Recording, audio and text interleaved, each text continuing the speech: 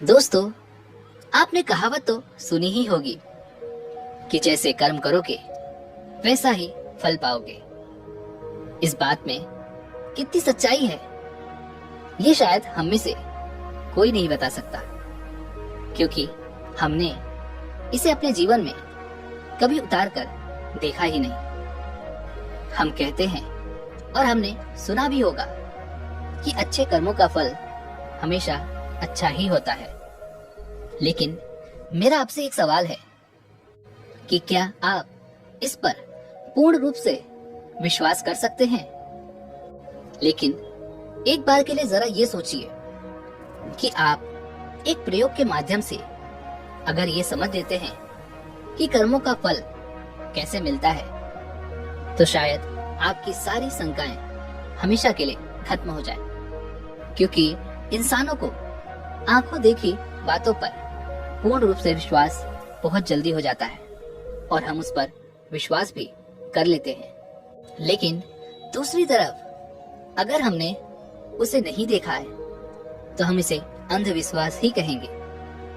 तो आज की ये कहानी हमें कुछ ऐसा ही ज्ञान देने वाली है। आज आपको ये पता चलेगा कि कर्मों का एक ऐसा विज्ञान भी है जिसे जानने के बाद आप अपने कर्मों के माध्यम से अपने जीवन में सफलता हासिल कर सकते हैं। आपका दिमाग भी यह मानने पर विवश हो जाएगा कि कर्मों का फल अवश्य मिलता है। इस कहानी को शुरू करने से पहले मेरी आप लोगों से एक छोटी सी विनती है। यदि आप हमारे चैनल पर नए हैं तो चैनल को सब्सक्राइब और घंटी बटन को जरूर दबा दीजिएगा। एक समय की बात है, किसी नगरी में एक महान बौद्ध भिक्षु रहा करते थे। वह इतने ज्ञानी थे कि उन्हें आने वाला भविष्य भी दिखाई पड़ जाता था। वैसे तो उनके कई शिष्य थे, लेकिन उनका एक शिष्य जो अभी बिल्कुल नौजवान था, और वह बौद्ध भिक्षु जो कि अब बूढ़े हो चुके थे।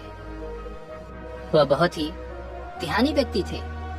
जब वो ध्यान करने बैठते तो 2 से 3 दिनों तक वो लगातार ध्यान में ही लीन रहा करते थे, और इसी अवस्था में वो आने वाले भविष्य को भी देख लिया करते थे। एक दिन वो बौद्ध भिक्षु ध्यान में बैठे हुए थे। तभी उन्होंने देखा कि आज से 10वें दिन बाद उनका वह युवा शिष्य मृत्यु को प्राप्त हो जाएगा। यह भविष्य देखकर वह बौद्ध भिक्षु ध्यान से बाहर आए और उन्होंने तुरंत ही अपने उस युवा शिष्य को अपने पास बुलाया और उससे बड़े ही प्रेम से कहा, भंते, मैं तुम्हें अगले 9 दिनों तक की छुट्टी दे रहा हूँ। इन 9 दिनों में तुम अपने घर जाओ और वहां पर सभी के साथ रह कर आओ। तुम सभी से अच्छे से मुलाकात कर लेना, सभी को प्यार देना। शिष्य ने जब अपने गुरु के मुख से यह बातें सुनी तो वह खुशी से उछल पड़ा। उसने अपने गुरुवर से कहा, हे गुरुदेव, आपको ये कैसे पता चला कि मेरा मन अपने घर वालों से मिलने का कर रहा है? कहीं आप मुझसे मजाक तो नहीं कर रहे? इस पर वो बौद्ध भिक्षु अपने शिष्य से कहते हैं, नहीं भंते, मैं तुम्हें सच कह रहा हूँ। तुम इन 9 दिनों में अपने घर पर रहकर सभी से मिलकर आ सकते हो, लेकिन मेरी बस एक बात याद रखना कि तुम्हें 10वें दिन शाम होने तक यहाँ पर वापस आना होगा। उस शिष्य ने हाँ में सर हिलाते हुए कहा, ठीक है गुरुदेव, मैं 10वें दिन यहाँ पर शाम तक वापस आ जाऊंगा, लेकिन आप भी अपना ख्याल रखिएगा, क्योंकि अब आप बूढ़े हो चुके हो और आश्रम का यदि कोई काम हो तो आप मेरे आने तक इंतजार कीजिएगा, उसे मेरे लिए छोड़ दीजिएगा। मैं अपने घर से वापस आकर उन सभी कामों को समय पर पूरा कर दूंगा।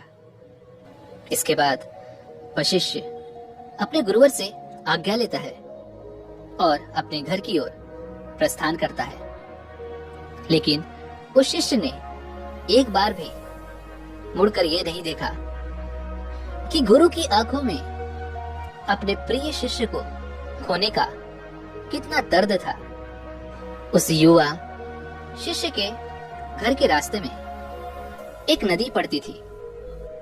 उस नदी के किनारे चींटियों के बहुत सारे टीले लगे हुए थे, जहां लाखों चींटियां रहती थी।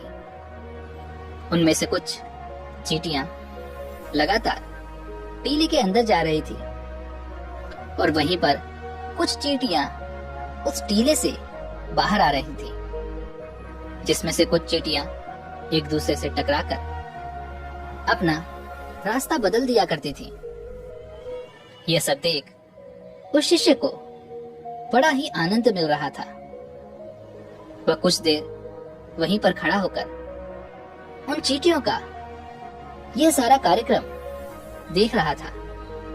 तभी अचानक उस शिष्य का ध्यान नदी की ओर गया और उसने देखा कि नदी का पानी अब धीरे धीरे बढ़ रहा है, जिससे नदी से आने वाली लहरें चींटियों के उन टीलों के पास पहुंच सकती थी। और जब वह लहरें उन चींटियों के टीलों के पास पहुंचेंगी तो बेवजह ही वो लाखों चींटियां उस पानी में बह जाएंगी और वो लाखों चींटियां मारी जाएंगी। जैसे ही उस शिष्य के मन में ये ख्याल आया, उसने तुरंत ही अपने ऊपर पहना हुआ वो कपड़ा उतारा और उस कपड़े के माध्यम से उस शिष्य ने चींटियों के उन टीलों के चारों ओर एक गहरा गड्ढा बना दिया और बड़े ही कलात्मक ढंग से उस गड्ढे से एक नाली का निर्माण किया, जो नाली सीधे वापस नदी में जाकर मिलती थी, ताकि जब भी लहरें उन चींटियों के टीलों के पास पहुंचने की कोशिश करें तो उन लहरों द्वारा आने वाला पानी वापस उस गड्ढे के द्वारा और उस नाली के द्वारा वापस जाकर नदी में ही मिल जाए। इतना कर कर वह शिष्य अपने घर की ओर चल पड़ा। अपने घर पर पहुंचने के बाद वह अपने घर वालों से मिला और घर पर रहते हुए 9 दिन कब बीत गए उसे पता ही नहीं चला। और तभी उसे याद आया कि उसे कल तक वापस गुरु के आश्रम में लौटना होगा, जैसा कि उसके गुरुवर ने उसे आदेश दिया था। उसने अगली सुबह ही आश्रम के लिए लौटने की तैयारी शुरू कर दी और जैसे ही सूरज की रोशनी दिखाई देने लगी, वह आश्रम की ओर निकल पड़ा। उसे उम्मीद थी कि शाम तक वह आश्रम पहुंच जाएगा। धीरे धीरे चलते चलते शाम हो चुकी थी। यहाँ गुरुदेव आश्रम में बैठे बैठे ये सोच रहे थे कि आज तो 10वां दिन है और जैसा कि मैंने उसका भविष्य देखा था कि 10वें दिन वह मृत्यु को प्राप्त हो जाएगा। अब तक शायद वह मृत्यु को प्राप्त हो चुका होगा। इस बात को लेकर वो बहुत दुखी थे। वो मरने से पहले आखिरी बार अपने उस प्रिय शिष्य को देखना चाहते थे। वह ये सोच ही रहे थे कि कम से कम आखिरी बार ही सही मैंने अपने प्रिय शिष्य का मुख तो देख लिया होता। वह इसी चिंता में बैठे हुए थे। वह ये सब सोच रहे थे। तभी अचानक दूर से उन्हें कोई आता हुआ दिखाई पड़ा। उन्होंने बड़े ही गौर से देखने की कोशिश की और जब उन्होंने देखा तो वे चौंक गए। उन्हें यह पता चल चुका था कि उनका शिष्य आश्रम वापस आ रहा है। गुरु से रहा नहीं गया। वे तुरंत अपने आसन से उठे और दौड़कर जाकर अपने उस शिष्य को गले से लगा लिया। लेकिन अभी भी वह अचंभित थे कि आज 10वां दिन होने के बाद भी उनका शिष्य जीवित कैसे है। वह यह सब कुछ जानना चाहते थे कि उनका देखा हुआ भविष्य कैसे गलत हो गया। उन्होंने अपने शिष्य से कहा कि जब तुम यहाँ से गए थे तो इन 10 दिनों में तुमने क्या क्या किया, मुझे बताओ। तब शिष्य ने चींटियों वाली वो कहानी अपने गुरुवर को सुनाई। कहानी सुनते ही उन गुरुवर को यह समझ में आ चुका था कि उनके इस शिष्य ने उन लाखों चींटियों की जान बचाई थी और इसी नेक काम के परिणाम स्वरूप उनके शिष्य को एक लंबा और खुशहाल भरा जीवन प्राप्त हुआ है। अपने प्रिय शिष्य के मुख से इन सारी बातों को सुनने के बाद गुरुवर के मुख से अनायास ही निकल पड़ा, कर्म लौटकर अवश्य आता है। शिष्य ने गुरु की इस बात को सुना, लेकिन वो इस बात को समझ नहीं पाया। इसलिए उस शिष्य ने अपने गुरुवर से पूछा कि आप क्या कह रहे हैं। तब उन गुरुवर ने अपने उस शिष्य को वह सारी बातें बता दी जो उन्होंने ध्यान में बैठे हुए देखी थी। जब शिष्य ने वह सारी बातें सुनी तो उसके मन में एक सवाल जगा।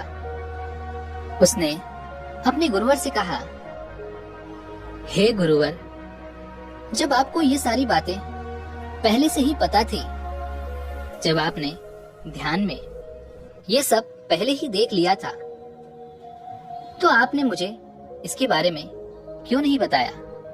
जब आपको ये पता था कि कर्म इस तरह से काम करते हैं, तो आपने मुझसे पहले ही कोई अच्छा कर्म क्यों नहीं करवाया, ताकि मेरी आने वाली मृत्यु टल जाए?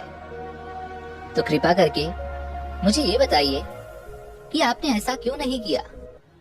मैंने तो अनजाने में ही उन चींटियों की मदद कर दी थी, जिसके परिणाम स्वरूप आज मैं आपके सामने जिंदा खड़ा हूं। लेकिन ये काम आप मुझे बताकर भी तो करवा सकते थे, तो फिर आपने ऐसा क्यों नहीं किया? इसके पीछे का क्या कारण है? अपने उस युवा शिष्य की इस बात को सुनकर वह गुरु मुस्कुराने लगे और कहते हैं कि भंते, यदि मैं तुम्हें इसके बारे में बता देता तो तुम्हारे मन में एक लालच होता और तुम अपना जीवन बचाने के लिए यह कर्म करते। लेकिन कर्म का असली अर्थ यह नहीं है, बल्कि जब हम किसी भी कर्म को बिना किसी लालच के, बिना कुछ पाने के स्वार्थ के करते हैं, उसी को असली कर्म कहा जाता है, जिसके क्रम में तुम्हारी कोई भी इच्छा जुड़ी नहीं होती। ऐसे काम बिना किसी इच्छा के किए जाते हैं और ऐसे ही कर्म फलीभूत होते हैं और इन्हीं को असली कर्म कहा जाता है। यदि मैं तुम्हें इसी कर्म को तुम्हारी मृत्यु को टालने के लिए करवाता, तो तुम्हारे अंदर यह लालच होता कि इस कर्म को करने के बाद तुम्हारी मृत्यु टल जाएगी। तुम अपनी जान बचाने के मकसद से इस कार्य को करते, और तुम जब इस मकसद को पाने के लिए करते तो इसमें तुम्हारा लालच भी जुड़ा होता, जिसके परिणाम स्वरूप तुम्हें उस कर्म का पूरा लाभ नहीं मिलता। हम इंसानों के कर्मों का एक बहुत ही छोटा सा सिद्धांत है कि किसी भी कर्म को यदि आप बिना लालच के, बिना स्वार्थ के करते हैं तो वही असली कर्म कहलाता है। अर्थात आप किसी भी कर्म को पूरा मन लगाकर कीजिए, लेकिन उसके बदले में यह मत सोचिए कि उसका परिणाम क्या होगा, इसका फल हमें क्या मिलने वाला है। तुमने देखा होगा कि अक्सर जब कोई व्यक्ति दान करता है तो उसके साथ उसका मन भी जुड़ा होता है। वह दान करते वक्त यह सोच रहा होता है कि यदि मैं आज दान करूंगा तो भगवान मेरे साथ अवश्य ही अच्छा करेंगे, मुझे अच्छे फल मिलेंगे। और इसी तरह वह जिंदगी में बहुत सारे कर्म इसी तरीके से करता है, जिसके परिणाम स्वरूप हमें उस कर्म का पूरा लाभ नहीं मिल पाता और बाद में हम ये सोचते हैं कि हमने तो अच्छे कर्म किए थे, लेकिन उन कर्मों का कोई फायदा हमें नहीं मिला। कर्मों का सिद्धांत एक मिथ्या है, झूठ है। जरा आप खुद एक बार के लिए सोचिए, जब आप किसी मंदिर में जाते हैं तो आपके मन में कुछ न कुछ पाने की इच्छा अवश्य रहती है। आप सोचते हैं कि यदि मैं आज भगवान के सामने हाथ जोड़कर यह मांग लूंगा तो मुझे वो अवश्य मिलेगा। आज मैं भगवान की पूजा करूंगा तो इसका फल मुझे अवश्य ही अच्छा मिलेगा। जब आप मंदिर के अंदर जाते हैं, प्रार्थना करते हैं, अपने दोनों हाथ जोड़ते हैं, आंखें बंद करके भगवान को ध्यान करने की बजाय आप अपने मन में उन इच्छाओं का ध्यान रखते हैं, तो क्या आपकी ये प्रार्थना स्वीकार होती है? नहीं, क्योंकि प्रार्थना तो वही स्वीकार होती है जो मौन रूप से की जाती है, जिसमें आपके मन में कोई भी इच्छा ना हो। आप उस समय केवल पूरे मन से भगवान को धन्यवाद करते हैं उन सभी चीजों के लिए जो आज तक आपको भगवान ने दी है, और वो भी बिना किसी स्वार्थ के। ऐसी ही प्रार्थनाएं स्वीकार होती है। जब आप मंदिर में जाएं तो आपको एक भिखारी नहीं बल्कि एक राजा की तरह जाना चाहिए, ताकि आपके पास, आपके मन को ये लगे कि आपके पास वो सब कुछ है जो आपको भगवान ने दिया है, और उसके लिए आपको भगवान का धन्यवाद करना चाहिए। तभी आपकी प्रार्थना स्वीकार होगी। लेकिन ऐसा करना भी थोड़ा सा मुश्किल है, क्योंकि जब भी हम कोई भी काम करने की कोशिश करते हैं तो सबसे पहले हमारे मन में उसके फल की चिंता अवश्य होती है। आपके मन में ये सवाल भी अवश्य आएगा कि मैं ऐसा क्या काम करूं जिससे मैं अपना मनचाहा फल प्राप्त कर सकूं। इसलिए जब भी आप भगवान को ध्यान कर रहे हो तो अपने मन में कोई इच्छा ना रखें। अपने मन को मौन बनाने की कोशिश करें, अपने मन को शांत बनाएं और वर्तमान में रहकर बिना भविष्य की चिंता किए बस कर्म करते जाइए। पर याद रखिएगा कि उस कर्म को करने के पीछे आपका उद्देश्य अच्छा होना चाहिए। उसका फल आपको अवश्य ही अच्छा मिलेगा। और हाँ, ये भी याद जरूर रखिएगा कि यदि आप फल के बारे में ही सोचते रहते हैं तो आप एक न एक दिन गलत दिशा में फंस ही जाएंगे। हो सकता है कि आपके मन में अब ये सवाल आ रहा हो कि कोई दूसरा व्यक्ति आपका बुरा चाहता है। तो दोस्तों, यहाँ पर भागवत गीता में भगवान श्री कृष्ण ने कहा है कि कोई हमारा बुरा करना चाहता है तो ये उसके कर्मों में लिखा जाएगा। हम क्यों भला किसी का बुरा सोचकर अपने कर्म और अपने वक्त को खराब करें। अर्थात जो भी कर्म उसने किए हैं उसकी सजा उसे मिलेगी। आप अच्छी सोच रखिए, अच्छा उद्देश्य रखिए और अपने कर्म को करते जाइए, क्योंकि दोस्तों कर्म ही वो फसल है जिसे इंसान को हर हालत में काटना ही पड़ता है। इसलिए हमेशा अच्छे बीज बोएं ताकि फसल भी अच्छी हो। उम्मीद है कि आपने आज की इस वीडियो से जरूर कुछ न कुछ सीखा होगा। तो आज की इस वीडियो को लाइक और अपने दोस्तों के साथ शेयर जरूर कीजिएगा और हमें ऐसे ही सपोर्ट करने के लिए चैनल को सब्सक्राइब और घंटी बटन को जरूर दबा दीजिएगा। चलिए मिलते हैं ऐसी ही एक और वीडियो में, तब तक के लिए अपना ख्याल रखें। धन्यवाद।